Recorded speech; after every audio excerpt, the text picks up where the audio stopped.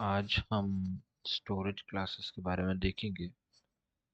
तो जो बचा हुआ पार्ट था हमारा स्टोरेज क्लासेस और header files in multi file programs, तो इसको हम देखेंगे।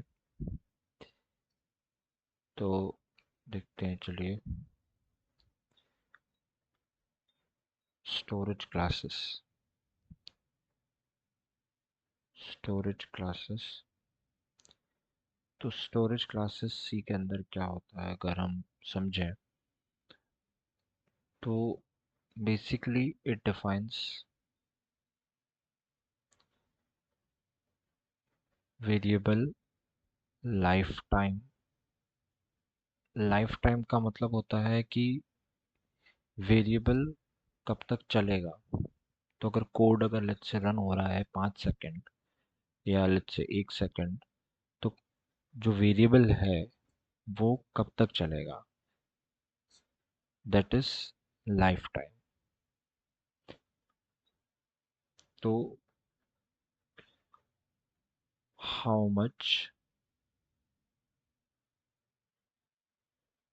Time kind of you can say कि कब तक आपका वेरिएबल चलेगा, इसको भी हम अच्छे से समझेंगे। लाइफ टाइम हो गया, स्कोप हो गया। स्कोप का मतलब होता है कि वो कौन कौन से फंक्शंस, मतलब कौन कोड में कहाँ कहाँ पर वो यूज हो सकता है, वो होता है स्कोप। उसके बाद इसी तरीके से चीज़ें रहती हैं।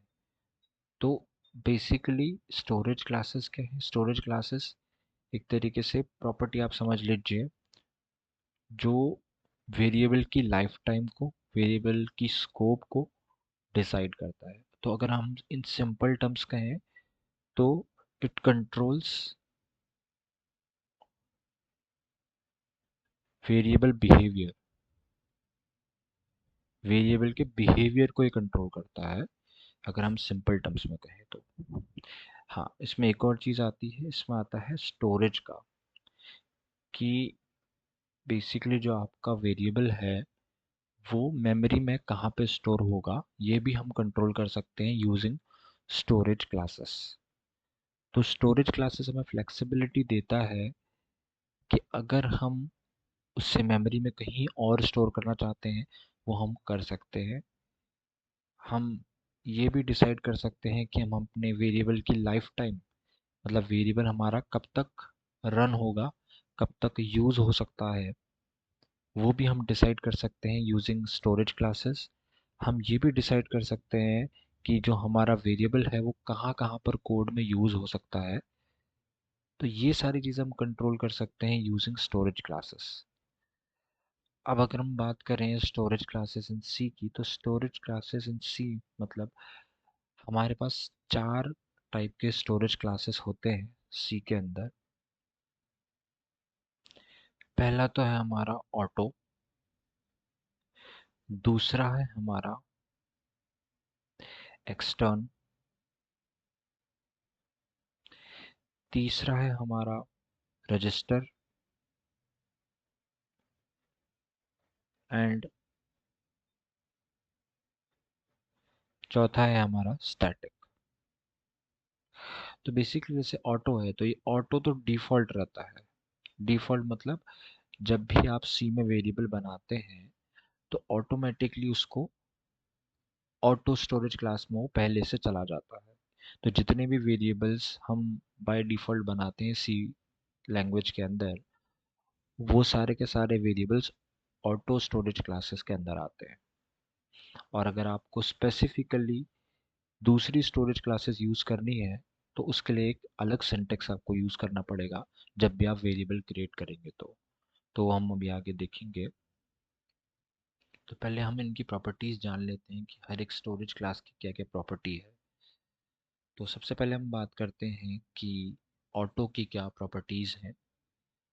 तो अगर मैं ऑटो की प्रॉपर्टीज़ बताऊं, तो ऑटो का सबसे पहला प्रॉपर्टी तो ये है कि जिस भी फंक्शन के अंदर वो डिफाइंड है वही उसका स्कोप होगा। तो हम इसे कह सकते हैं कि फंक्शन स्कोप।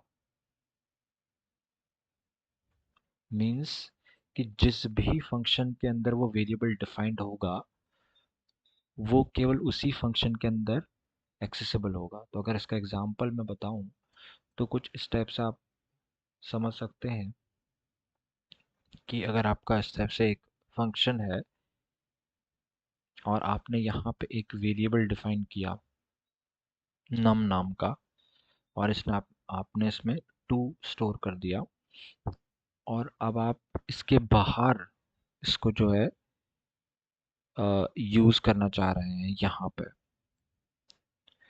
तो क्या आप इसे यूज़ कर पाएंगे? क्योंकि अगर आप देखें तो आप इसे इस फंक्शन के बाहर यूज़ करना चाह रहे हैं। आप इसे अगर आप ध्यान से देखें तो ये देखिए, ये ब्लॉक स्कोप बता रहा है कि फंक्शन यहाँ पे एंड हो गया है और हम इस वेरिएबल को इस फंक्शन के बाहर यूज़ करना चाह रहे हैं। तो बेसिकली जो ऑटो स्टोरेज क्लास है वो बताता है कि यहाँ पे ये यूज़ नहीं किया जा सकता, यहाँ पे हमें एरर मिलेगा। तो इसलिए जो जो भी वेरिएबल ऑटो क्लास के अंदर आते हैं वो फंक्शन स्कोप्ड होते हैं। मतलब कि वो वेरिएबल केवल फंक्शन के अंदर ही यूज़ किए जा सकते हैं, बाहर यूज़ नहीं किए जा सकते हैं। दूसरी चीज़ की स्टोरेज की बात करें तो ये वेरिएबल कहाँ पर स्टोर होते हैं? तो ये वेरिएबल स्टोर होते हैं स्टैक के अंदर। हमने जब फंक्शन की बात करी थी उसमें हमने बात करा था कि जब भी फंक्शन कॉलिंग होती है तो जो भी मेमोरी रहती है वो इस टाइप से स्टैक के अंदर रहती है। तो जैसे अगर मेरा फंक्शन 1 कॉल हुआ तो जो भी मेमोरी रहेगी वो इसके विद इन रहेगी। फिर लेट्स से इसी फंक्शन 1 के अंदर मैंने एक फंक्शन 2 कॉल कर दिया, तो फिर फंक्शन 2 की जो भी वेरिएबल्स रहेंगे वो इसी के विद इन जो है रहेंगे। और जैसे ही वो फंक्शन बेसिकली एंड हो जाता है तो ये जो मेमोरी हुई है ये भी जो है एंड हो जाएगी, ये भी डिस्ट्रॉय हो जाएगी। इस टाइप से फंक्शन काम करता है कि भाई पहले ऐड करेगा और उसके बाद पॉप कर देगा। तो इसलिए जो भी वेरिएबल्स ऑटो क्लास के अंदर आते हैं वो स्टैक के अंदर स्टोर होते हैं। ये चीज़ हो गई। उसके बाद आता है कि दूसरा टाइप देखते हैं। उसके बाद जैसे दूसरा टाइप देखते हैं रजिस्टर का। अब रजिस्टर का मतलब क्या है? तो जनरली रजिस्टर जो होता है उसका मतलब होता है कि वो जो भी वेरिएबल होगा वो रजिस्टर के अंदर स्टोर होगा, स्टोर इन रजिस्टर। तो स्टोरेज की बात की जाए तो ये रजिस्टर में होगी। पर एक चीज़ इसमें इम्पोर्टेंट है कि नॉट ऑलवेज मतलब ये गारंटी नहीं देता कि आपका जो भी वेरिएबल है वो रजिस्टर में ही स्टोर होगा। बट अगर हाँ, अगर कभी आपका रजिस्टर अवेलेबल हुआ तो वो ज़रूर आपका जो भी वेरिएबल है उसको वो रजिस्टर में स्टोर कर लेगा। उससे क्या रहेगा, आपको फास्ट एक्सेस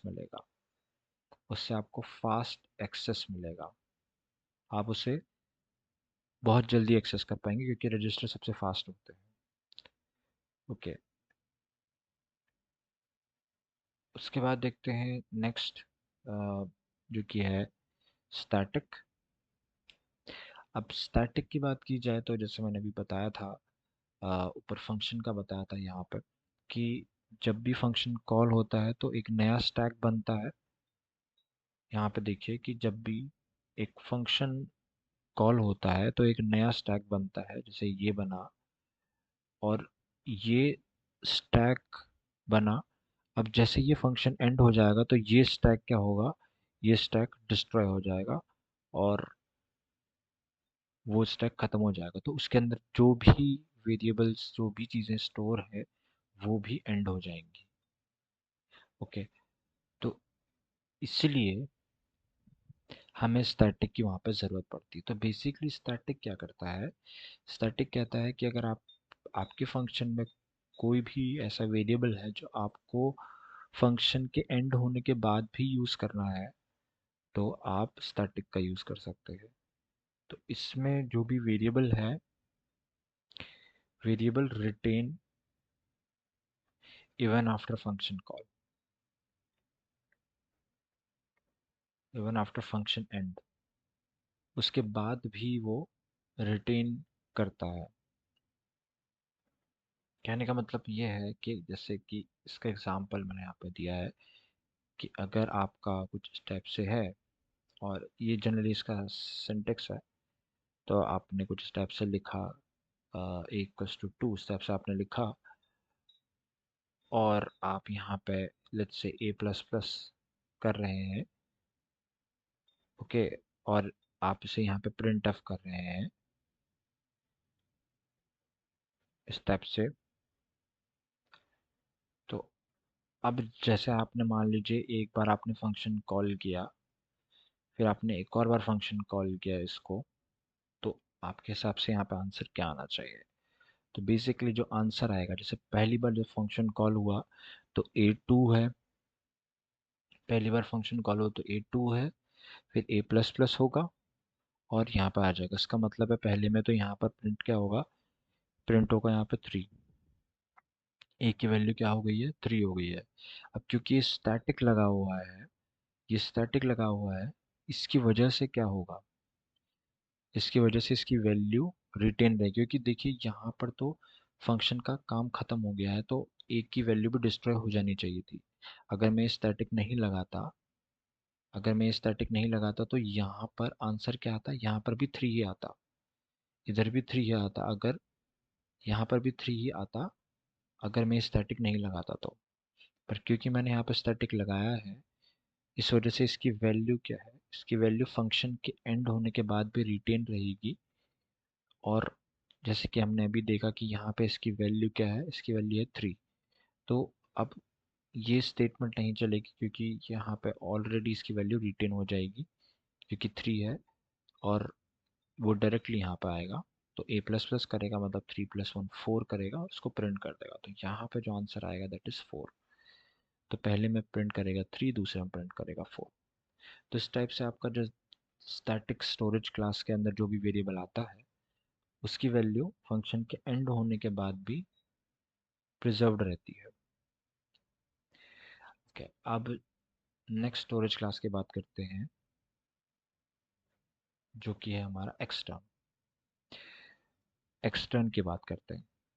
अब देखिए एक्सटर्न का काम क्या है कि अब एक यूज़ केस हो सकता है कि जैसे कि मान लीजिए मेरे पास फाइल 1 है, और मेरे पास एक और फाइल है फाइल 2। अब बड़े बड़े प्रोजेक्ट्स में क्या होता है कि बड़े बड़े प्रोजेक्ट्स में हमें बेसिकली हम एक फाइल में अपने जितने भी वेरिएबल्स, जितने भी स्ट्रक्चर, जितनी भी चीज़ें होती हैं, वो सारी चीज़ें डिफाइन कर देते हैं और दूसरी फाइल में उसको यूज़ करते हैं, ताकि हमारे लिए इजी रहे। अगर कल को हमें कुछ भी चेंज करना हो तो हम बस एक फाइल में चेंज करें और बाकी सारी चीज़ों में वो इजीली काम कर जाए। तो बेसिकली हमारे पास एक्सटर्न जो है, एक्सटर्न में जैसे हम बात कर रहे थे कि जो फाइल 1 है और फाइल 2 में, फाइल 1 में हम सारे के सारे वेरिएबल्स हमने डिफाइन कर दिए, और यहाँ पे जितने भी वेरिएबल्स थे, var1 var2 स्टेप से जितने भी वेरिएबल्स थे, इधर पे हमने सारे के सारे हमने डिफाइन कर दिए, और दूसरी फाइल में हम उन वेरिएबल्स को यूज़ कर पाएँ। तो कुछ इस टाइप का मैकेनिज्म अगर हमें चाहिए, लेट्स से कि भाई मैं इस टाइप से करूँ कि भाई var1 इक्वल्स टू 2, तो मतलब इससे मेरे लिए काफ़ी इजी रह जाएगा, क्योंकि अगर हमें कोई भी चेंज करना हो तो हम डायरेक्टली इस फाइल 1 में चेंज करेंगे और सारे वेरिएबल्स सारी फाइल्स में चेंज हो जाएंगे। तो वही चीज़ हमें इम्प्लीमेंट करनी है, और इसके लिए हमें जो चीज़ मदद करती है वो है एक्सटर्न। तो एक्सटर्न एक ऐसी स्टोरेज क्लास है जिसके ज़रिए हम जो शेयरिंग ऑफ वेरिएबल है वो हम अचीव कर सकते हैं। सो यहाँ पे शेयरिंग जो है वो अलाउड होती है, जिसमें हम वेरिएबल्स को शेयर कर सकते हैं एक फाइल से दूसरी फाइल में। मतलब एक फाइल में हमने डिफाइन किया हुआ है तो दूसरी फाइल में हम उसको यूज़ कर सकते हैं। और अगर हम इसकी बात करें, अगर हम अभी मैंने शायद इनके लाइफ टाइम की बात नहीं करी है, तो वो भी हम बात कर लेते हैं। तो लाइफ टाइम की अगर इसकी बात करूँ, ऑटो की बात करूँ, तो ऑटो में शॉर्ट लाइफ टाइम रहती है, विच मीन्स कि जितना भी, जहाँ तक भी वो होगा वहीं पर तक रहेगा। मतलब जैसे कि मैंने बात करी थी कि फंक्शन है, अब फंक्शन, ये फंक्शन जैसे ही एंड होगा, जैसे ही ये फंक्शन एंड होगा, तो ये वेरिएबल भी एंड हो जाएगा। इसका मतलब है कि इसकी लाइफ टाइम बहुत शॉर्ट है, वो केवल इस फंक्शन पर डिपेंड करती है। अगर ये फंक्शन का काम खत्म हो गया तो ये फंक्शन एंड हो जाएगा और ये वेरिएबल भी एंड हो जाएगा। इसलिए इसका जो लाइफ टाइम है वो शॉर्ट है, इसलिए हम इसको बोलेंगे शॉर्ट लाइफ टाइम। उसके बाद रजिस्टर की बात करी जाए तो रजिस्टर का भी सेम रहता है, शॉर्ट लाइफ टाइम, बिकॉज ये भी एक तरीके से ब्लॉक स्कोप्ड ही है। मतलब ये इस टाइप से ही रहता है कि भाई आपका एक फंक्शन के अंदर आपने डिफाइन कर दिया, एक ब्लॉक के अंदर डिफाइन कर दिया, और जैसे ही वो फंक्शन या ब्लॉक जो है वो एंड हुआ, तो आपका जो वेरिएबल है वो भी एंड हो जाएगा, इसलिए शॉर्ट लाइफ टाइम के अंदर गिने जाते हैं। अब बात करें स्टैटिक की, तो स्टैटिक का तो फीचर ही यही है कि वो उसकी वैल्यू को रिटेन करता है even after the function is ended. तो इसका मतलब है इसका जो भी लाइफ टाइम रहता है वो एंड ऑफ प्रोग्राम तक रहता है, end of program life time, क्योंकि इसकी वैल्यू तब तक रिटेन रहती है जब तक प्रोग्राम खत्म नहीं हो जाता, क्योंकि इसकी प्रॉपर्टी ही यही है कि ये अपनी वैल्यू रिटेन करेगा after the function and. Extern का भी सिमिलर केस है, एक्सटर्न भी एंड ऑफ प्रोग्राम तक ही चलता है। मतलब जब तक आपका पूरा प्रोग्राम खत्म नहीं हो जाता, जब तब तक आपका वेरिएबल भी एंड नहीं होगा। तो ये कुछ स्टोरेज क्लास हमने देखे, इनके अलग अलग प्रॉपर्टीज़ हैं। और अगर हम इनके सिंटेक्स की बात करें तो बहुत सिंपल सिंटेक्स इनका रहता है। जनरली ऑटो तो बाय डिफ़ॉल्ट होता है, स्टिल आप ऑटो इंट, मतलब जब भी आप कोई भी वेरिएबल डिफाइन कर रहे हो उसके आगे बस वो स्टोरेज क्लास आप लगा दीजिए, तो वो उस स्टोरेज क्लास की जो भी प्रॉपर्टी है उसको वो इनहेरिट कर लेगा। तो जैसे कि अगर रजिस्टर का है तो उस टाइप से आ जाएगा रजिस्टर और इंट ए, इस टाइप से आ जाएगा आपका। तो ये चीज़ अब क्या करेगा, ये जो भी रजिस्टर स्टोरेज क्लास की प्रॉपर्टी है वो उसको इनहेरिट कर लेगा। तो ये चीज़ें हैं। इसी टाइप से स्टैटिक का भी रहेगा, स्टैटिक का भी सिंटेक्स ऐसा ही रहेगा कि स्टैटिक इंट है। सिमिलरली आपका एक्सटर्न के लिए भी आ जाएगा। अब जनरली एक्सटर्न का हम, क्योंकि हम ऐसा करते हैं कि जैसे हमने एक फाइल में डिफाइन किया, एग्जांपल के तौर पे, जैसे हम यहाँ मैंने फाइल वन फाइल टू किया ही हुआ है, वो आपको बता देते हैं यहीं पे कि भाई इस फाइल में मैं डिफाइन करूँगा, फाइल वन में यहाँ पे डिफाइन करूँगा और फाइल टू में उसको यूज़ करूँगा। तो अब डिफाइन कैसे करना है, नॉर्मल जैसे हम डिफाइन करते हैं कि भाई हमने यहाँ पर इंट ए बोल दिया, और यहाँ फाइल टू में आपको बताना पड़ेगा कि हम एक्चुअली दूसरी फाइल से इसको यूज़ कर रहे हैं। तो आप इस तरीके से बोलेंगे कि एक्सटर्न इंट ए। इसका मतलब ये है कि भाई एक्सटर्न बताता है कि ये जो भी वेरिएबल है ये हम दूसरी फाइल से यूज़ कर रहे हैं। तो इसका सिंटेक्स इस टाइप से रहता है एक्सटर्न। तो एक्सटर्न उस फाइल में लगेगा जहाँ पे आप उसे यूज़ कर रहे हैं, और जहाँ पे आप उसे डिफाइन कर रहे हैं वहाँ पे तो नॉर्मल सा आप उसको डिफाइन करिए, कोई इशू नहीं है। जहाँ पे यूज़ कर रहे हैं वहाँ पे आप एक्सटर्नल लगाइए, ताकि कंपाइलर को पता लग सके कि भाई जो भी आप वेरिएबल यूज़ कर रहे हैं वो किसी और फाइल में डिफाइंड है। ओके, तो अब हमने इसके जितने भी स्टोरेज क्लासेस थे वो सारे देख लिए और उनके टाइप्स भी देख लिए। अब हमारा इसका एग्जाम्पल बचता है, बट उससे पहले जो हमारा नेक्स्ट टॉपिक है उसको देख लेते हैं, उसके बाद हम कोड पे चलेंगे। जो नेक्स्ट है that is header files and multi file programs. थोड़ा इसको समझ लेते हैं और उसके बाद हम कोड पे चलेंगे। So we have header files and multi file program. Multi file program, अब जनरली देखिए ये इम्पोर्टेंट टॉपिक बन जाता है। क्यों? वो भी हम देखते हैं, क्योंकि बिकॉज जैसे अगर आपने देखा होगा बड़े बड़े जो प्रोजेक्ट्स बनते हैं वहाँ पे ऐसा तो होगा नहीं कि वो केवल एक ही फाइल के अंदर सारा का सारा कोड लिख देंगे। ओके, ऐसा तो होगा नहीं कि भाई एक फाइल बनाई उन्होंने और उस फाइल में ही उन्होंने सारा गेम का कोड लिख दिया, ऐसा तो नहीं होगा। वो एक ऑर्गेनाइज्ड वे में चलेंगे। वो पहले कुछ एसेट्स नाम का फोल्डर बनाएंगे, फिर एसआरसी नाम का फोल्डर बनाएंगे, फिर कुछ लेट्स से कोड नाम का कुछ ऐसा अलग अलग नाम के फोल्डर्स बनाए और उन स्पेसिफिक फोल्डर के अंदर फिर उन्होंने कोड लिखा। तो इस टाइप से स्ट्रक्चर्ड वे में वो चलते हैं।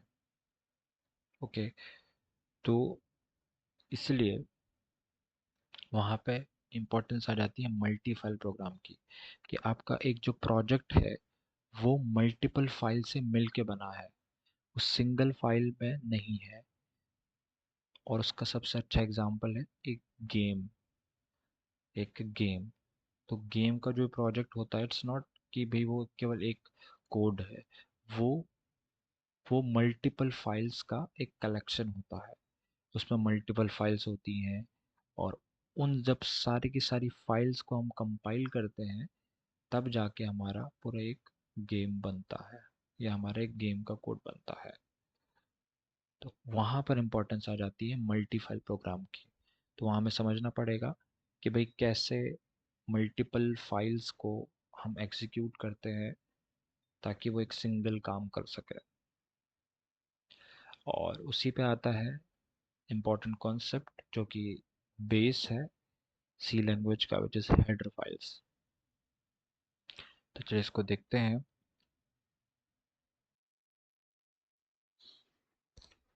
सो जो आपका हेडर फाइल्स है उससे हम स्टार्ट करते हैं। तो हेडर फाइल्स क्या है? तो बेसिकली सिंपल सा it's a file which defines which defines function declaration, macros, structures। तो इसमें जितनी भी चीज़ें रहती हैं, मतलब जो भी चीज़ें हमें डिफाइन करनी है, डिक्लेयर करनी है, वो इधर पे हम कर देते हैं। दो चीज़ें होती हैं, डिक्लेरेशन और डेफिनेशन। इस पर मैंने पहले भी बात करी है कि डिक्लेरेशन जो होता है उसमें हम केवल कंपाइलर को बताते हैं कि हमारे पास ये वेरिएबल्स हैं या ये फंक्शन है, और डेफिनेशन पे हम उसे एक्चुअल लॉजिक देते हैं। और वो लॉजिक किसी फंक्शन का हो सकता है, वो लॉजिक किसी वेरिएबल की वैल्यू हो सकती है। तो ये चीज़ है कि डिक्लेरेशन पे हम केवल उसे बताते हैं कि ये एग्जिस्ट करता है, और डेफिनेशन पे उसको एक्चुअल कोड देते हैं। सो जो हेडर फाइल है, हेडर फाइल में हम केवल फंक्शन की डिक्लेरेशन लिखते हैं। तो इससे मैंने पहले बात करी थी कि जब हम दो फाइल्स बनाते हैं, फाइल वन और फाइल टू वाला जो मैंने एग्जांपल डिस्कस किया था, तो उसमें हम एक फाइल में जितनी भी डिक्लेरेशन है वो हम रख दें और दूसरी फाइल में उसको यूज़ कर लें। ओके, दूसरी फाइल में उसको हम इजीली यूज़ कर लें, कुछ ऐसा हमें अचीव करना था। तो वो चीज़ हो सकती है यूजिंग हेडर फाइल्स। तो हेडर फाइल्स में बस हम बेसिकली जितनी भी हमारे प्रोजेक्ट में चीज़ें होती हैं उसको हम डिफाइन कर देते हैं, सॉरी डिक्लेयर कर देते हैं, और दूसरी फाइल में उसका यूज़ करते हैं। तो लेट्स से हमारे प्रोजेक्ट के हमारे पास एक फंक्शन है, लेट्स से ऐड नाम का। सो मैं उसको यहाँ पर डिक्लेयर कर दूंगा कि भाई इसमें एक ए नाम का फंक्शन, सॉरी ऐड नाम का फंक्शन है जिसमें दो वेरिएबल्स होंगे, ए और बी। तो कुछ इस टाइप से बोल लेते हैं कि भाई दो वेरिएबल्स होंगे, ए और बी। तो ये मैंने कंपाइलर को बता दिया है, यहाँ पर डिक्लेयर कर दिया है। तो अगर आप ध्यान से देखें, मैं यहाँ कोई लॉजिक नहीं लिखा है इस फंक्शन का, बस उसे डिक्लेयर किया हुआ है कि बताया हुआ है कंपाइलर को कि भाई ये जो फंक्शन है ये एग्जिस्ट करता है, जो कि दो आर्ग्यूमेंट लेता है, ए और बी। उसी टाइप से मैं यहाँ पे और भी चीज़ें डिफाइन कर सकता हूँ। यहाँ पे हम अलग अलग टाइप के मैक्रोज अगर लेट्स से हमें डिफाइन करने हैं, अगर हमें कोई स्ट्रक्चर डिफाइन करना है वो हम डिफाइन कर सकते हैं, और फिर हम उसे दूसरी फाइल में यहाँ पे यूज़ कर सकते हैं। तो इस टाइप से चीज़ चलती हैं यूजिंग हेडर फाइल। तो आपके दिमाग में आ रहा होगा कि भाई हेडर फाइल की नीड क्या पड़ी, हम एक ही फाइल में डिक्लेरेशन भी लिख देते और एक ही फाइल में हम डेफिनेशन भी लिख देते। पर प्रॉब्लम है एक्चुअली में, प्रॉब्लम हमें तब नहीं दिखती जब हमारे पास बहुत ही स्मॉल प्रोजेक्ट है। प्रॉब्लम हमें तब दिखती है जब हमारे पास एक बड़ा प्रोजेक्ट है। लेट्स से एक हम गेम बना रहे हैं, तो वहाँ पे हमें प्रॉब्लम दिखनी शुरू होगी। लेट्स से आपके पास अ, मान लीजिए फाइल 2, फाइल 3, फाइल 4, इस टाइप से करके आपके पास लेट्स से 50 फाइल्स है, और हर 50 फाइल में आपके पास एक फंक्शन यूज हो रहा है जिसका नाम है ऐड। अब जैसे आपने अप्रोच बताया कि भाई हम उसी फाइल के अंदर डिक्लेरेशन भी ऐड कर दें और उसी फाइल के अंदर हम डेफिनेशन भी लिख दें। अब इशू क्या होगा, इशू ये होगा कि अगर हमने हर फाइल में ऐड की डिक्लेरेशन भी लिख दी और हर फाइल में ऐड की डेफिनेशन भी लिख दी, तो प्रॉब्लम तब आएगी जब कल को हमें ऐड फंक्शन को चेंज करना है, उसका कुछ लॉजिक चेंज करना है। तो क्या होगा कि मुझे इन 50 फाइल्स में जाके इसके लॉजिक को चेंज करना पड़ेगा, या लेट्स से मुझे उसके डिक्लेरेशन को थोड़ा सा चेंज करना है कि उसमें मुझे 3 आर्ग्यूमेंट लेट्स से सपोर्ट करने हैं। तो मुझे इस 50 फाइल्स में जाके पहले चेंजेस करने होंगे, तब जाके वो चेंज होगा। अदरवाइज मिसमैच इशू आ सकता है कि भाई एक फाइल में आपने ऐड फंक्शन में 2 आर्ग्यूमेंट यूज़ कर रहे हैं और दूसरी फाइल में आप उसे 3 आर्ग्यूमेंट यूज़ कर रहे हैं, तो मिसमैच हो सकता है। इसलिए यहाँ पर नीड बढ़ जाती है कि हम हेडर फाइल्स का यूज़ करें। तो हेडर फाइल्स में ऐसा रहता है कि हेडर फाइल्स में आप जो भी आपका फंक्शन होता है प्रोजेक्ट में यूज़ होने वाले शेयर्ड फंक्शन जिसे हम बोलेंगे, तो जो भी आपके पास शेयर्ड फंक्शंस हैं जो कि आपकी मल्टीपल फाइल्स में यूज़ हो रहे हैं, आप उसके डिक्लेरेशन एक हेडर फाइल में लिख देंगे। और इसकी डेफिनेशन कहाँ होती है, तो इसकी डेफिनेशन बेसिकली एक सिंगल फाइल में होती है। वो कोई भी फाइल हो सकती है।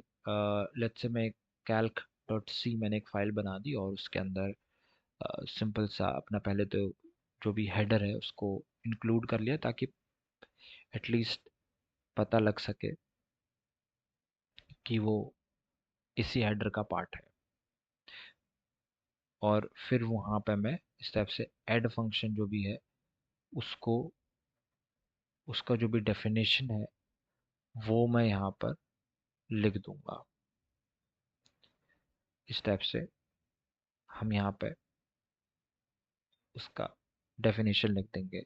तो हम यहाँ पे केवल एक फाइल के अंदर डेफिनेशन लिखेंगे और हम उसे फिर सारे के सारी फाइल्स में रीयूज कर सकते हैं। अब जनरली मैजिक कैसे होता है, तो ये मैजिक होता है यूजिंग कंपाइलर।